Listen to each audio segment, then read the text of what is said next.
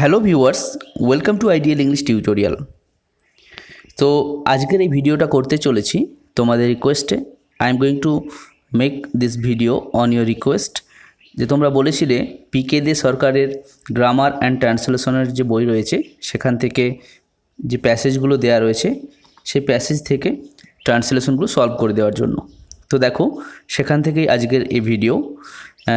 দেখো, translation from P K De Sarkar's book a text book of higher English grammar composition and translation, এই বই থেকে যে প্রথম যে প্রশ্নটা দেওয়া রয়েছে আজকে সেটা নিয়ে আলোচনা করব। দেখো আজকের আলোচ্য বিষয় হচ্ছে যে কোয়েশ্চেন 1। তো প্রথমে মূল প্যাসেজটা একটু ভালো করে তোমরা বুঝে নাও। যাদের এই বইটা রয়েছে তারা তো দেখতেই পাবে, আর যাদের এই বইটা নেই তো তোমরা কি করবে, এখান থেকেই কিন্তু প্র্যাকটিস করতে পারবে। একদা এক বালক বিদ্যালয় হইতে অন্য এক বালকের একখানি পুস্তক চুরি করিয়া আনিয়াছিল। অতি শৈশবে তাহার পিতামাতার মৃত্যু হয়। তাহার মাসি তাহাকে পালন করিয়াছিলেন। তিনি তাহার হস্তে ওই পুস্তকখানি দেখিয়া জিজ্ঞাসা করিলেন, ভুবন, এই পুস্তক তুমি কোথায় পাইলে? সে বলিল, বিদ্যালয়ের এক বালকের পুস্তক। মাসি বুঝিতে পারলেন ভুবন ওই পুস্তকখানি চুরি করিয়াছে, কিন্তু তিনি পুস্তক ফিরাইয়া দিতে বলিলেন না এবং ভুবনকে চুরি করিতে নিষেধ করিলেন না। তো এই হলো মূল passage.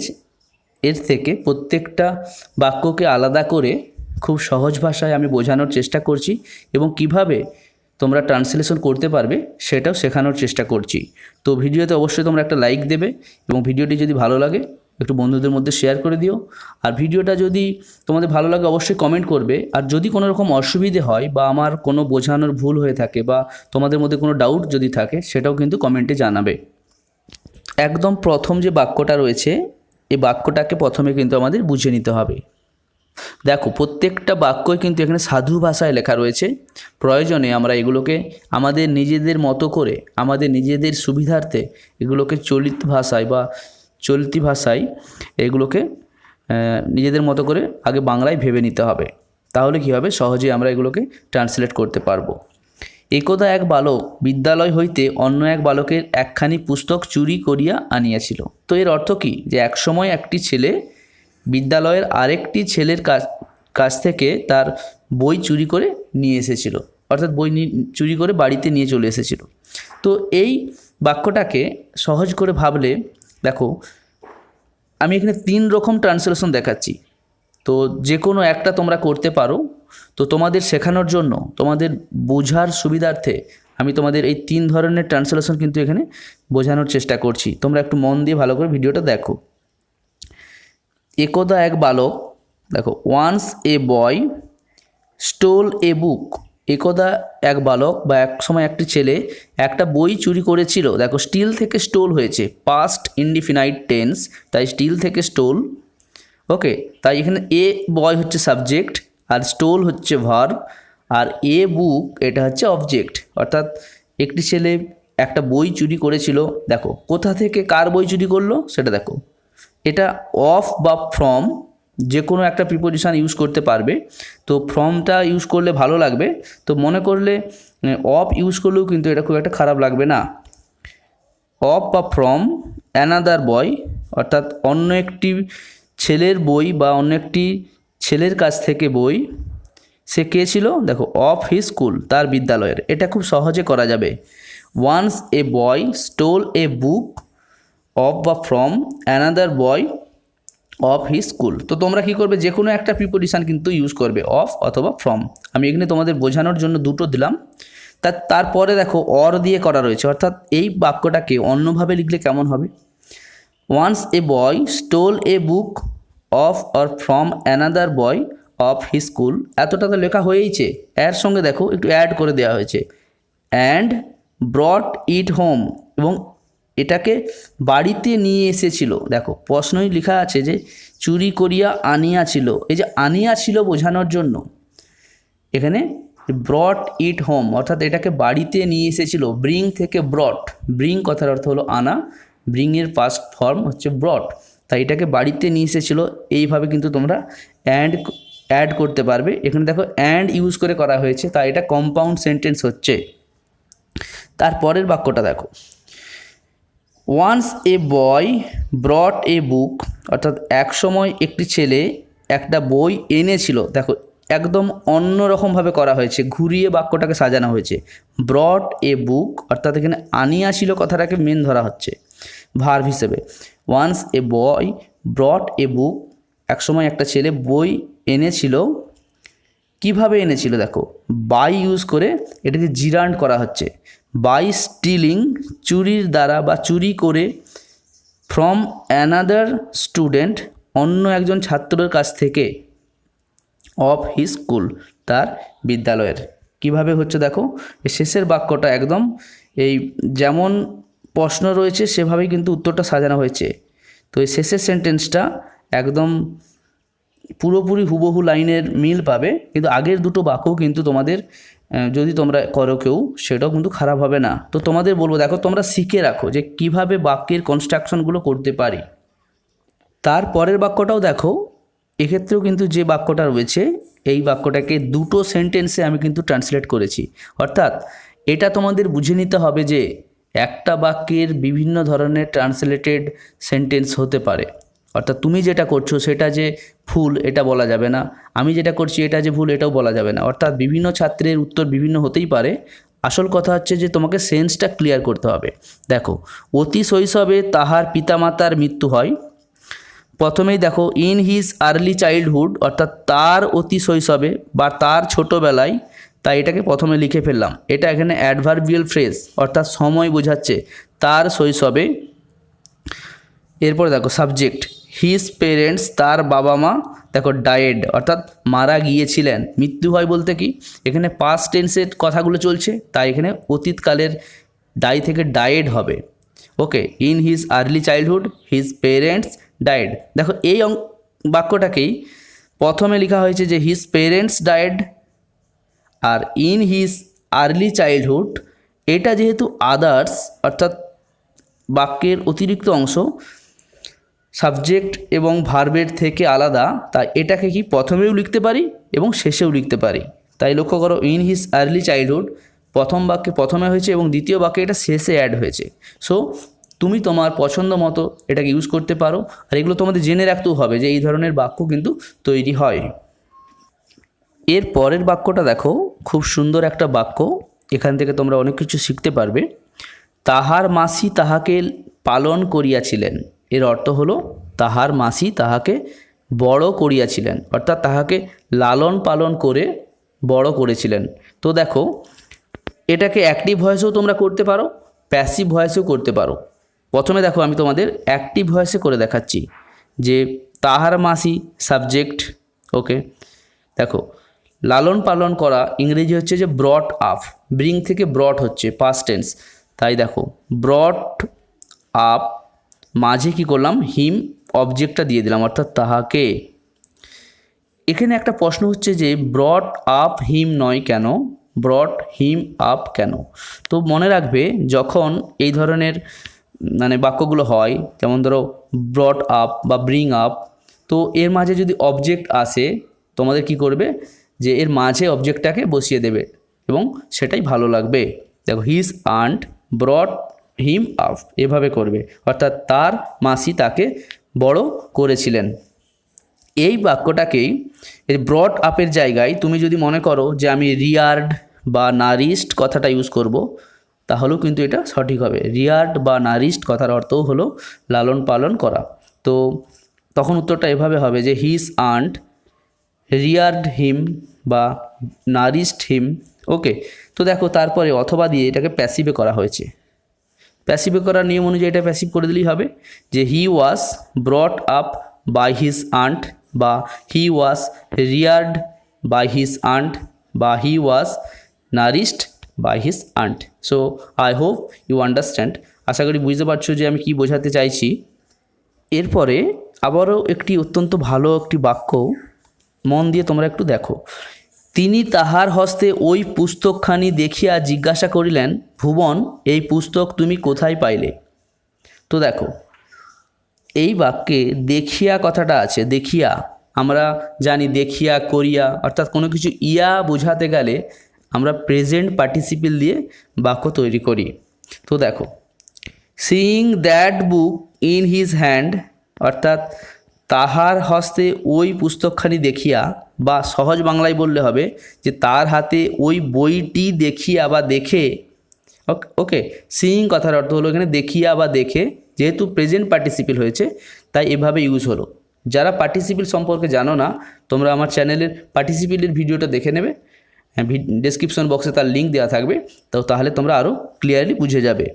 Seeing that book in his hand, এরপরে দেখো সাবজেক্ট এবং মেন ভার্ব ইউজ করছি।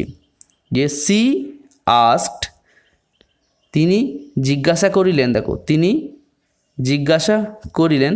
ওকে, এরপরে কি তিনি কি জিজ্ঞাসা করলেন সেই স্পিচটা ডবল ইনভার্টেড কমা বা কোটেশনের মধ্যে আমি দিয়ে দিলাম, যে ভুবন, এরপর দেখো ভুবন এই পুস্তক তুমি কোথায় পাইলে। তাহলে এই যে কথাটা একটু সহজ করে ভেবে নাও, অর্থাৎ এই বই তুমি কোথায় পেয়েছো, এভাবে where have you got this book from.